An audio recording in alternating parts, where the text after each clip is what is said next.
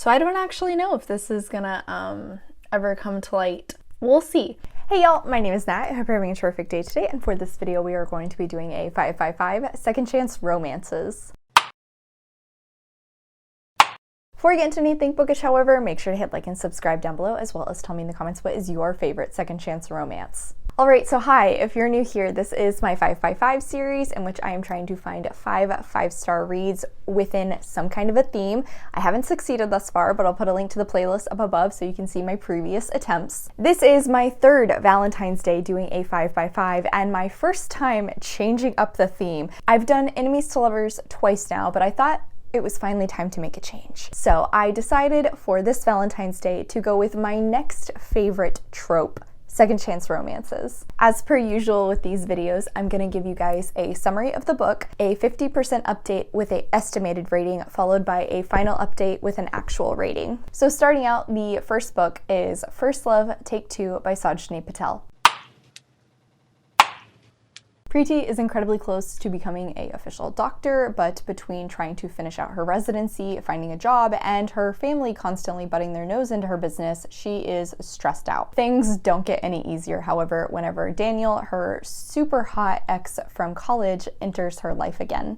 They're absolutely perfect for each other if it weren't for the messiness that is their families.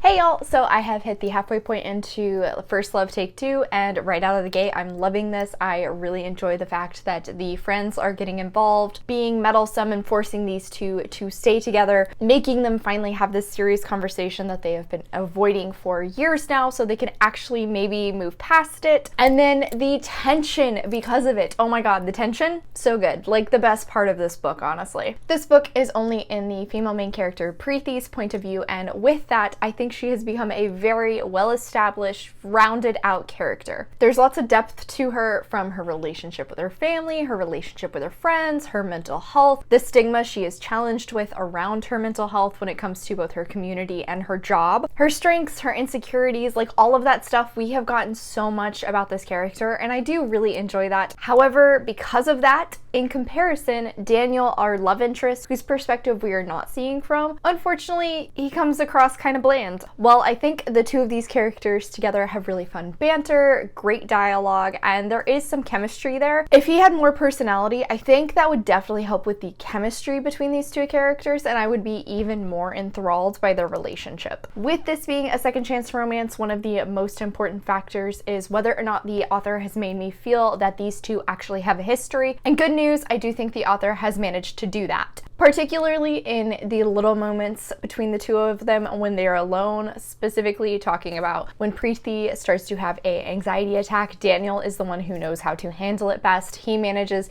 to get her off of the ledge, he talks her down. But not just that, there are other things such as remembering one another's habits, reminiscing on fun times when they were a couple. So with that entire aspect on top of the tension, I am very invested in the two of these characters getting back together. But I will say, it does not feel like we are watching these two fall back in love. It is quite obvious they never got over one another. Similar to the first book in this duology, there is also some serious discussions being brought up, particularly in regards to the Indian community that Preeti is a part of. This time around, I do think it falls on the back burner a little bit more. There are some important elements that tie in with the main relationship. Namely, with this one, Preeti and Daniel did previously date. However, because Daniel is black, Preeti unfortunately was ridiculed for this due to racism. Not to mention there are also some slut shaming going on there. There's definitely discussions around dating someone outside your race and outside your religion and the history that accompanies that issue. Apart from that though, there is also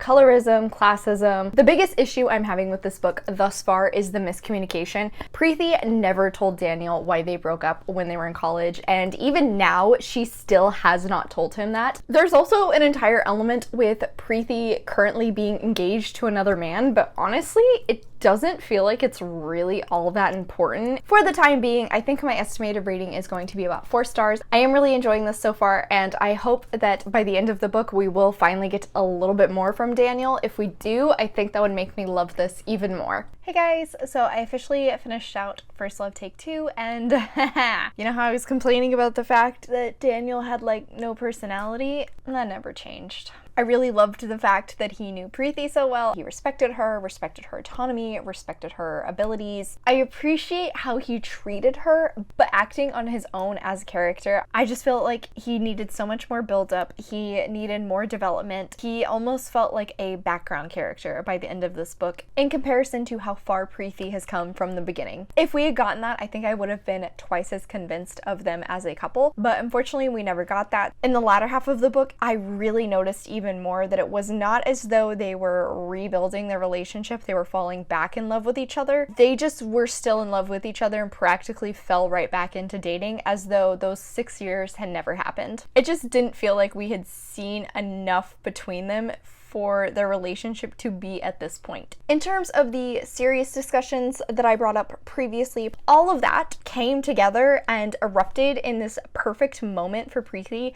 where she finally put her foot down, stood up for herself, stood up for her family, what she believed in, and trying to push against some of these negative traditions and thought processes that are plaguing her community. With that, I will say in terms of a plot, you can see all of that coming from a mile away. Like, I knew exactly what was going to happen there. I will say I do appreciate the fact that this doesn't have that traditional miscommunication in regards to the relationship as a third act drama. Although there was plenty of miscommunication in this book, by that point, at least they were being quite upfront with one another. Thankfully, that last conflict was really more exterior and the issues Preeti had already been dealing with affecting their relationship. In terms of Preeti finally telling Daniel why she broke up with him, it still felt like it only happened because of outside forces. I get slow burn for tension and for drama to really drag it out, but like, Jesus Christ. By this point, it was just becoming a bit too much. I really wish that had happened so much sooner, so then we could have spent the rest of the time watching their relationship grow and repair itself and the two of them slowly start to fall back into dating instead of kind of just jumping there. I think my Compile breakdown came out to a very high 3-star. I'm still going back and forth between 3.75 and 4 stars. I don't know if I quite enjoyed this enough to put it at 4 stars. A 3.5 or a 3 just seems really low for how much I did enjoy a majority of this book. I just had a lot of nitpicky things that bugged me. Editing Nat will put on the screen what she officially rated this as. All right, so we didn't even get a streak to break. Looking back on it, I do think I actually enjoyed this one a little bit more than the first, but that's neither here nor there because one way or another it wasn't a 5-star. Next up is one that technically isn't a romance book. It's more of a contemporary, but it does have a second chance romance. Dial A for Aunties by 𝗖ście sutanto. I had been looking forward to picking this book up for so long. I'd heard it was absolutely hilarious, and then when I heard it had a second chance romance, it won me over right there. I had to read it. If you somehow haven't heard about this book, we are following 𝗖cie and her meddlesome family. Her mother and her aunts all end up sending her on a blind date, but unfortunately for her, she accidentally ends up killing him. Her aunts and her mom try to help in covering it up, but things are only worsened when his body is then sent to the biggest wedding their company has ever been hired to work. Oh, and the manager at the hotel where the wedding is being held is 𝗖cie's college boyfriend. Hey guys, so I've hit the halfway point into Dial A for Aunties, and right out of the gate, let's just get one thing clear. Technically speaking, this isn't really a romance book. It's definitely more like a comedy contemporary with a healthy dose of romance on the side. But I still think the author has done a fantastic job in showing us this romance. We actually get flashback chapters to when the characters originally were just friends, whenever they finally start dating, and actually even their official breakup. I think the both of them have a really great chemistry, and I think seeing that best friends to lovers in the flashback scenes actually helped me be even more convinced by their romance. And then once we finally see the two of them interact in the current timeline, I had to keep reading. It was so good. Our main character here is 𝗖cie, and obviously since we're seeing from her perspective, we do get a good bit of depth from her. Opposite side, we have Nathan, who's really sweet and handsome, but if I'm being completely honest, I'm kind of waiting for the other shoe to drop. I'm just expecting that something's gonna happen that's gonna showcase he's not as perfect as he seems. I don't know what it's gonna be, but I feel like that's coming. 𝗖cie is so head over heels for him, and honestly, it's not that surprising. I have to admit, in my brain, I have definitely sort of cast him as maybe like a Henry Golding. Charismatic, funny, handsome, ripped. Given மெடி's background and the weird curse that she and her female relatives believe haunts their family, it's kind of understandable she has some hangups when it comes to their relationship. It totally makes sense that those are going to play a big part whenever it comes to drama. I must admit, I was a little surprised that this actually did have a hair of spice, especially seeing as how this is more comedy contemporary. I was a little taken off guard when we got some bedroom stuff. That being said, I mean, it's like kind of one chili pepper tops. I think that also just adds a little heat to their relationship, plus some tension in the current timeline. Obviously, the major reason I picked this book up for this video was the romance, but apart from it, this is freaking hilarious. I'm cracking up. It is so chaotic. It's wild. It's ridiculous. It's over the top, and I'm having a fantastic time reading it. The family dynamics and the drama that is happening both feels incredibly realistic while still being super out there. I'm consistently excited every single time I pick this book up. I think it's really awesome that the author is trying to include the Chinese and Indonesian culture so much within the story, not just with food, but also in how the characters treat one another, the relationships they have. There's lots of discussions around how family is treated. And then on top of that, seeing as how these ladies all run a wedding business, they're pretty popular when it comes to Chinese Indonesian weddings. So we're also seeing a lot that goes into the weddings. Across the board, I'm having such a fun time with this one. I would love to estimate 5 stars on this, but I'm not gonna do it.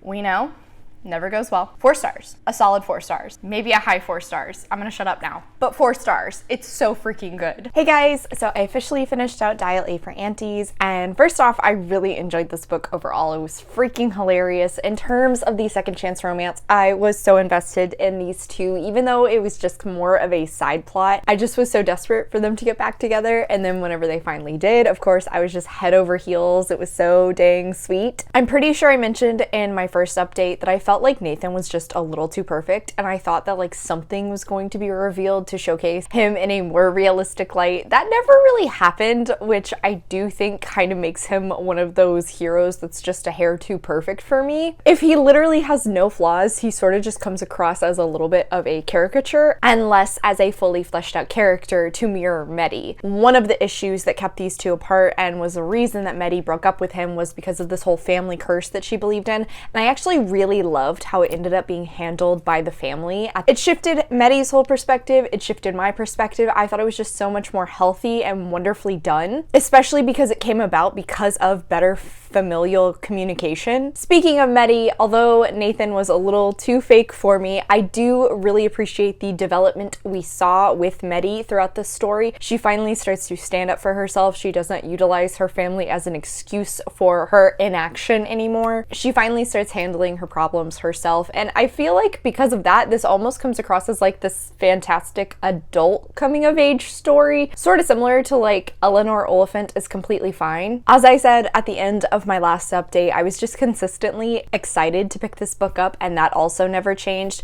Particularly towards the end, I actually was reading this very, very quickly. I was howling laughing. I always was wondering, you know, things can't get any worse from here, and yet sutanto would always showcase that yes it can. With this sort of a setup, it does feel a little contrived because of that whole scenario, but at the same time, it also made perfect sense for this sort of a story. I was just constantly laughing at this one, and because of that, I ended up going with a high 4 stars. Not quite a 5. I had a few things that kind of bugged me, but overall, I had a great time with.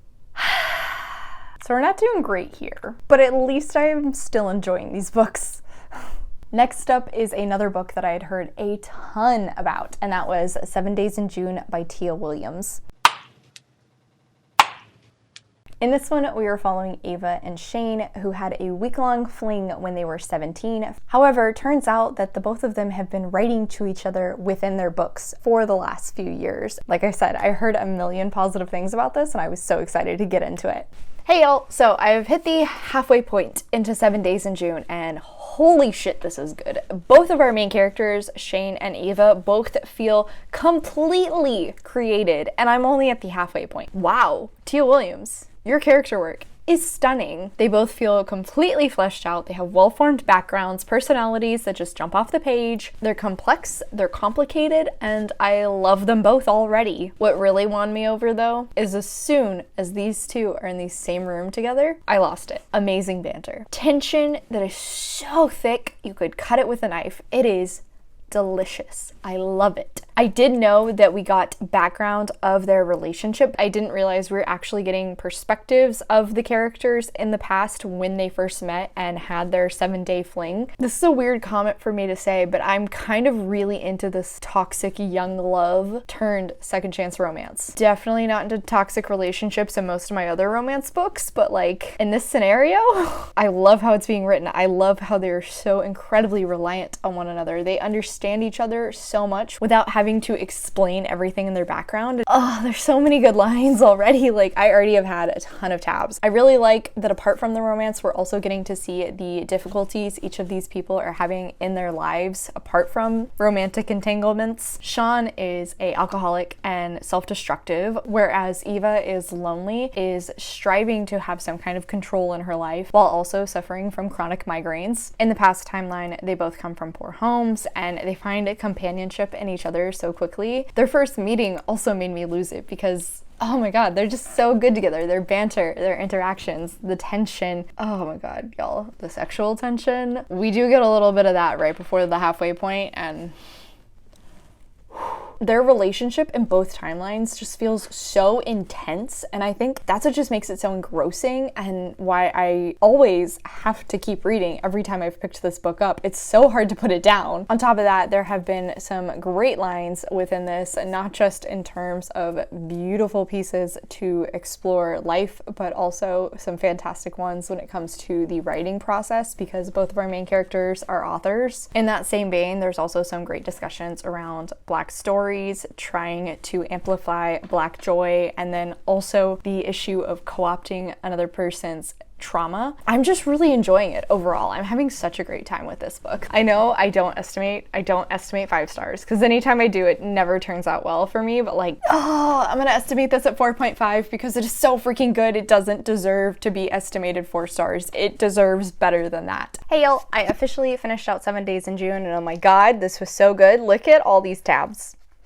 All of these tabs. This book is filled. Can you guess what I gave this based on all of that? This is honestly probably one of my new favorite romances. This is also definitely one of my favorite second chance romances because holy crap, this was so good. I felt every single emotion while reading this book, and the entire time I was enamored with both Shane and Eva, both of them as people, both of them as a couple, just across the board. They were so beautifully created, so fully fleshed out. I felt like they paired with each other fantastically. The creation of their little family, because my lord, anytime Shane interacted with Eva's daughter, I was swooning. I actually read probably the last 25 to 30% of this book in one sitting. As far as second chance romance goes, I think this is the way you can do it because she gives us a little bit of their backstory, and no matter which timeline we are in, you can feel the passion between them. I love that in the past timeline,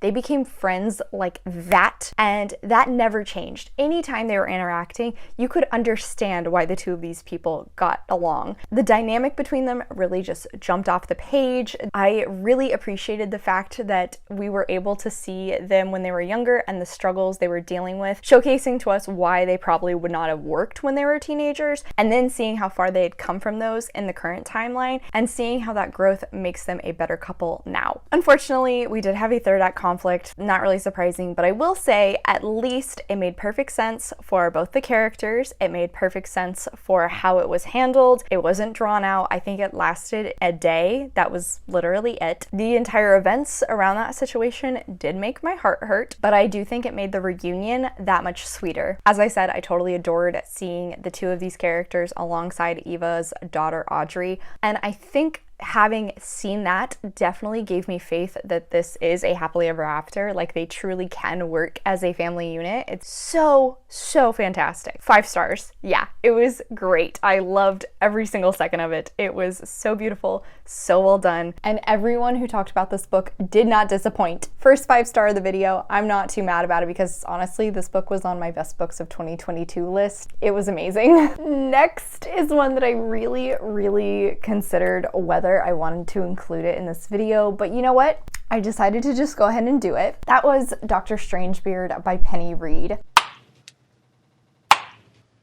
Now, if you've spent any time on my channel for the last year, you know I became total trash for the Winston Brothers series. This one is the 5th book where we are following the youngest Winston brother, Roscoe. Roscoe and Simone were best friends when they were kids, and when they were teenagers, slowly were building towards something a little bit more. However, an event occurred and both of them ended up going their separate ways. It's been about 10 years now, and Simone has just recently moved back to town. Unbeknownst to Roscoe, she is an undercover FBI agent. She ends up having to utilize her relationship with Roscoe to try and get closer to the motorcycle gang his father is a part of. Now, although this is the 5th book in a series, you honestly can read it as a standalone. There's enough explanation to give you the layout of all the different relationships. Any background events are explained as well, though I do think you should read the rest of the series because it's absolutely fantastic. Hey y'all, so I have hit the halfway point into Dr. Strangebeard by Penny Reid, and I'm really sad to say,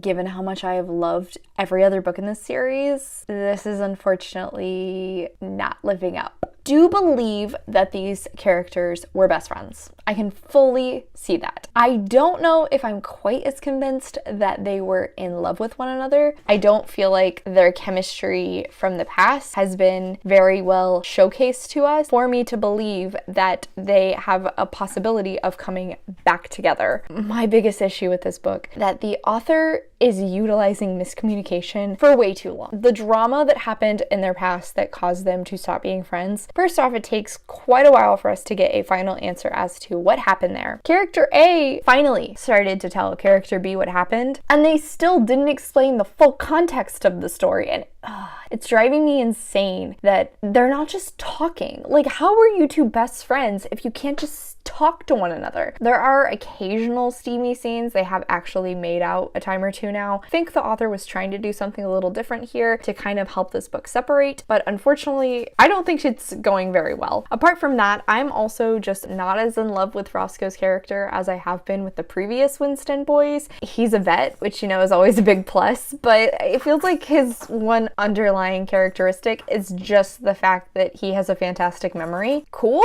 Not a ton to go off there. On the opposite side, I do like Simone. She's pretty quirky. She definitely sort of has a not like other girls thing going on, but at least she isn't hating on other women for not being the same as her. She's more just like, I'm a weirdo and this is how I am. Another thing I'm not sure how to feel about is Simone is black, and there is unfortunately a racist sheriff in the town that Simone continuously has run-ins with. I'm not sure I appreciate how Reid is handling the situation. I understand what she is going for. I see the commentary she is trying to make, but it just feels very heavy-handed. Obviously, I am not a woman of color, but I did look at a few other reviews from some. I saw some positive, I saw some negative. Personally, I'm inclined to lean towards the negative because, as I said, I just don't think Reid's writing around this situation feels as strong as it could be, particularly in comparison to her writing around Sienna in the 2nd book, who was also a woman of color. It just felt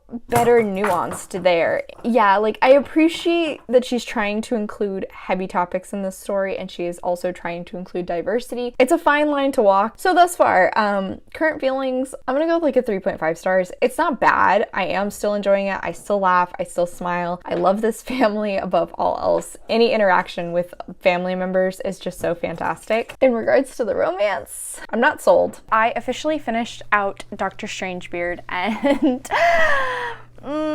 I just never felt truly connected to Roscoe. Really, like I said, the only characteristic he had was this fantastic memory, which, I mean, right out of the gate when he describes it, I was like, okay, it sounds like he has an eidetic memory. It was almost like that reveal was used as a plot twist. I don't get that because anytime it comes up, It is so freaking obvious. On the opposite side, I did like Simone as a character. I thought she was much more 3D. She was very likable, although I really didn't appreciate how she was consistently keeping things from Roscoe. But also on the other side with Roscoe, I don't like that he was so hot and cold with her. So much so that I felt like I should be listening to Katy Perry while reading this book. It was just very difficult for me to actually be invested in it. Once they finally make that jump into being a couple, it was just so odd and sudden, and then so much of the drama between the two of them is just down to miscommunication. I mean, you can literally see the third act conflict coming from a mile away. And because of that, I just don't really know if I had faith in this relationship lasting. The side plot revolving around the Iron Wraiths and the Winston family, far more interesting. I was pretty invested in that. Felt like there was a lot better tension and suspense in regards to this whole motorcycle gang drama. I do think the fact that that element became a lot more prevalent in the second half of the book was part of the reason I enjoyed myself more. There's some solid build up to the final climax that we see. If you are reading the series, however, I will say I do appreciate that we saw a little bit more of Billy, who is the second oldest brother's character. We finally see some real bonding between him and Roscoe, which is a pairing I don't think we've ever had on page before. On top of that, I think it perfectly lines up the next two books, which are going to be following Billy and his childhood sweetheart Claire. The heart-to-heart scene between Billy and Roscoe was so pure, so sweet, so wholesome. This family definitely does have me in a chokehold. I still maintain that as far as the racism Simone is subjected to, anytime those scenes came up, they just all felt really clunky. It really seemed like Penny Reid was trying to spoon feed me the message she was trying to convey because of how it was handled. I just think it came across as really preachy and cringy. I think it needed to be done with a lot more tact. In the end, unfortunately, I do think my estimated rating was correct, and I'm gonna have to give this 3.5 stars. Like, it was fine, but definitely my least favorite of the series so far. Unfortunately for me, in two capacities, this book was a letdown. Finally, the last book is The Shoddy Setup by Lillie Vale. I genuinely think I've only ever heard one other person review this book, and she gave it 5 stars, so I was really hopeful I was gonna love it going in. This book is following Rita, who restores antique furniture between her mom and her high school / early college boyfriend's mom conspiring together. Rita ends up having to work with Milan, her ex, to try and renovate a house that he is attempting to sell. Neither of them can back down from a challenge, and the two of them end up working together on the house, making a perfect team. Things are a little bit more complicated though, because Rita's actually already seeing someone. Hey y'all, so I have hit the halfway point into the shoddy setup, and oh lordy, I do not like our main character, Rita. She definitely exudes not like other girls energy. From page 1, she is talking negatively about every other female character she runs into. She's also incredibly self-absorbed, and anytime she has an interaction with the love interest character Milan, she basically reads into everything he says, trying to figure out how he is twisting her words, how he is utilizing it to mock her or twist it into something dark. It's not that deep, girl. She's also already in a relationship when this book starts with Neil, and she spends an exorbitant amount of time trying to convince both herself and us that she and Neil are perfect for each other. It's very obvious right out of the get-go. They're not. They don't have much in common, and by this point we've finally seen them actually discuss some like serious topics in trying to have a relationship, and it's very obvious they're just not compatible. Like, I don't particularly like Neil, but I don't have anything against him either. I'm aware that these two just don't work together. Occasionally it definitely feels like we're leaning into some emotional cheating territory. I feel like there would be enough drama if we just focused on the second chance romance aspect. In regards to positives though, food is always talked about in a very wonderful, appetizing way, whether it be American, Indian, anything that Rita eats, it sounds absolutely fantastic and I end up hungry. We get some additional diversity with Raj as they are gender fluid, but thus far it is kind of odd that majority of the time they're referenced with she pronouns. Our hero main character Milan he's fine. I don't feel particularly strong about him in any way, shape, or form. I just feel like overall we haven't really seen that much of him apart from things that Rita will remember from their past, which I do think does lean into me being convinced by They had feelings for each other when they were teenagers. Clearly, there are still some unresolved feelings as adults. They dated for like 6 years as teenagers. That's a fair amount of time. It's understandable that even 6 years after their surprise breakup, Rita still feels some sort of an attachment to him. Speaking of their breakup, we finally do actually get an answer of what happened. While there isn't full context from Milan's point of view, I do think it was a valid enough reason for them to have broken up, but I also don't think it's too drastic that they can't get back together, so I appreciate that. With those unresolved feelings, I think everything would be so much easier if the two of them would just sit down and have a decent adult conversation about what happened and the impacts that it's had. But no, Rita is being incredibly juvenile and basically thinks that if she showcases that she needs closure for their breakup, that means she's not over him and somehow he wins. I'll admit, I have definitely considered DNFing this book, and if Rita continues to drive me crazy like she has been doing, I probably will. I'm just gonna estimate 3 stars for now, but don't be surprised if I come back and say I didn't finish this. Okay, so I actually just finished this book, and I literally couldn't stand Rita the entire time. She's just incredibly self-absorbed and spends so much time hyperfixating on little things that Milan does or says, trying to twist them into something bad, and it's just exhausting to read about. Thank God, not long after the halfway point of this book, Rita finally breaks up with her boyfriend, and once that happened, it made me realize how much of this book was really wasted on just trying to convince us of their relationship when I knew from the beginning it wasn't gonna go anywhere. So why waste the time for it? I think all of that page time could have been dedicated to us getting to know Milan better, and perhaps I would have been more convinced by his character and thus more convinced by their relationship. I mentioned in my first update that I really liked Raj, the gender fluid friend of Rita and Milan, who added a little bit of color and character to the story, but although they're mentioned as being gender fluid and using all pronouns, they're only ever referred to using she, her pronouns, so it felt like this was a diversity piece that wasn't actually followed through with.